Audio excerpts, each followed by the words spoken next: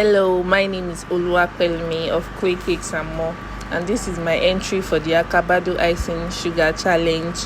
I'll be using Acabado Icing Sugar to make my fondant, and this is my work table.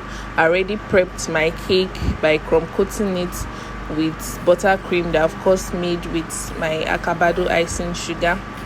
And I will start off by first sieving my icing sugar.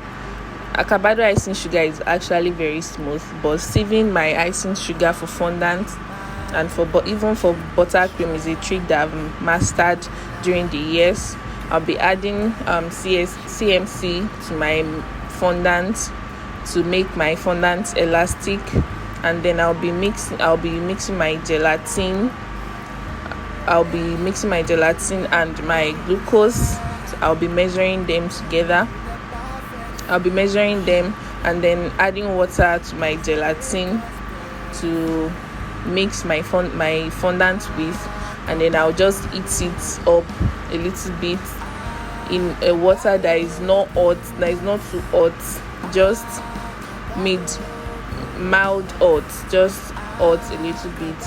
And then I'm just swirling the mixture so that it can become smooth, and then I pour my gelatin mixture into my glucose mixture and then heat it up a little bit to make the mixtures come together. And then I'll be pouring the mixture into my already sieved icing sugar with CMC, then just mixing it up for everything to come together. And then I'm using all of my strength to mix that fondant. So then the next thing I want to do, see how elastic my fondant is. The next thing I want to do now is knead the fondant, my work table, because that's where the actual work is. Then I'm just prepping the table with icing sugar so that my fondant does not stick to the table.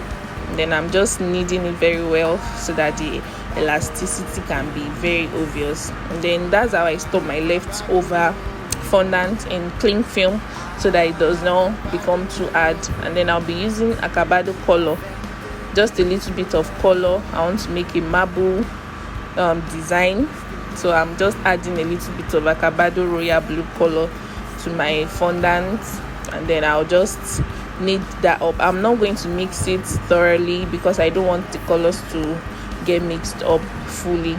So I'm just going to knead that to achieve a slight marble design.